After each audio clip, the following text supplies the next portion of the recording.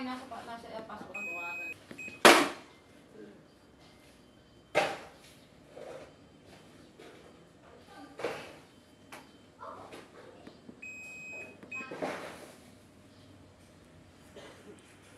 Ganun. Nagbi-blink-blink ko. Kinakapos sa power.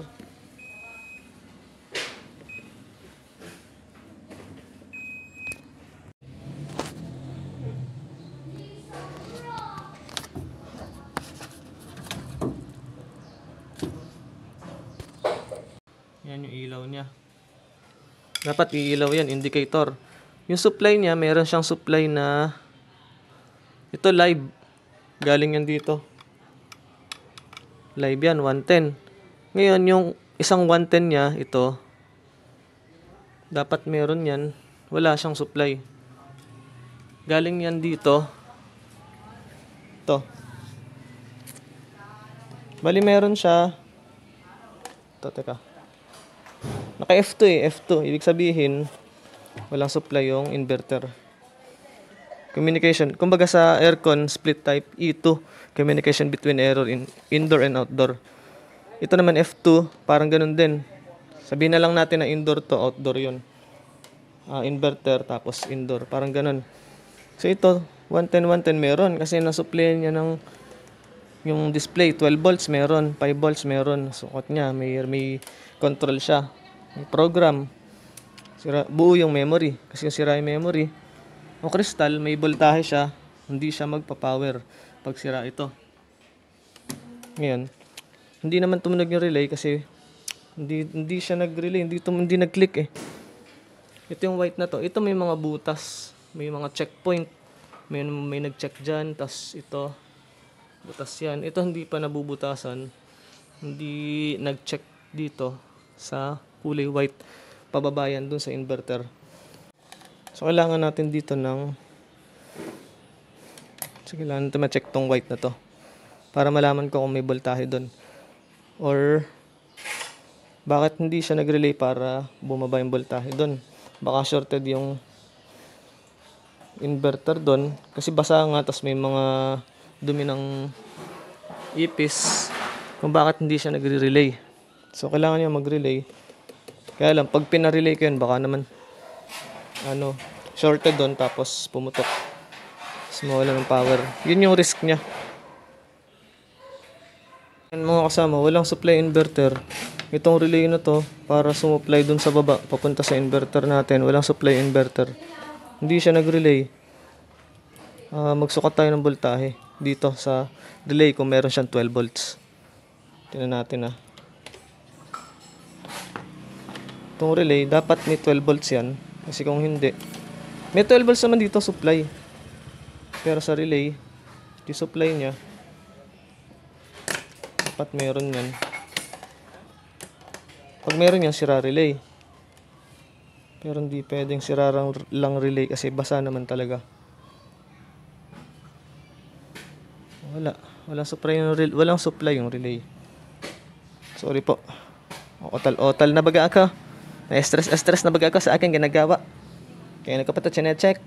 May chamek na rin ito kaya medyo mahirap-hirap na. Ayan, wala siyang relay.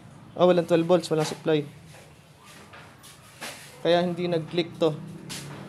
Walang 12 volts. Saan ba galing 12 volts niya? Review natin Ang 12 volts niya ay ito, something dito, parang may batid. Tapos parang ayun, siguro nagka-problema yung 12 volts niya dahil dito nga. Dito. Ang nagbigay ito. Check ko muna to. Try kong reviewin dito. Yung guys, na-review ko dito. Supply ng relay, dumaan sa maliit na yan. Parang nasira siya dito. Ayun parang magka-problema siya dito. Walang continuity.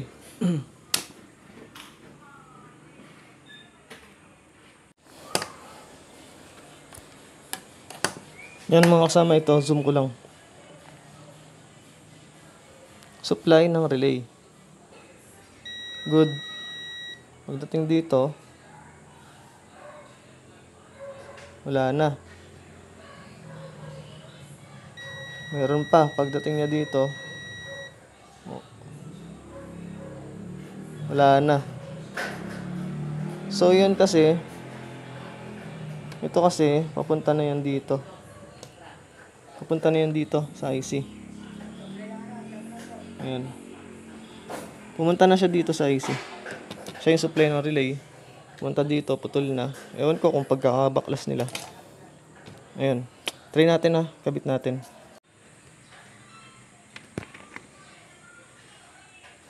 Okay, review natin. From supply ng relay. Supply ng relay yan. Yan, relay oh. Relay yan.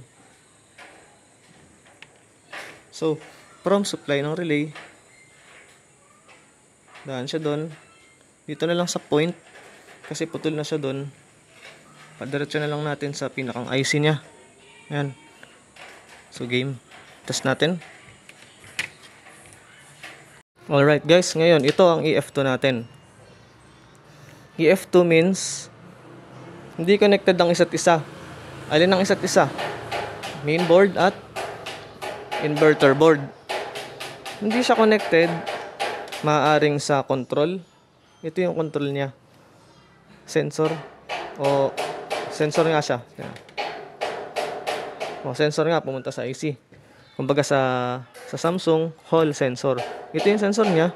Speed sensor, pumunta doon. Maaaring doon siya hindi kontrolado.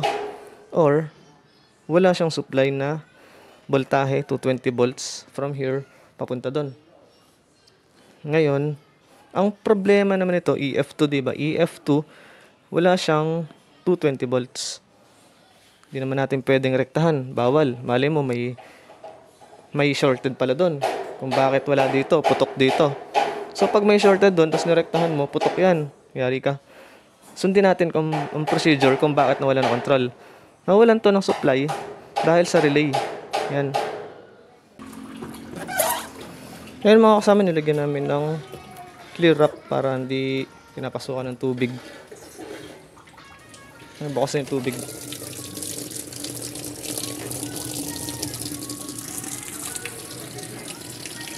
Ngayon guys, okay na yung unit EF2.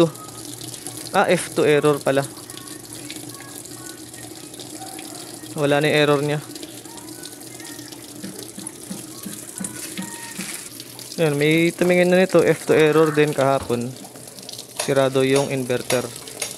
Pero kailangan talaga ma-check yung mainboard at inverter kung alin sa kanila yung nasira.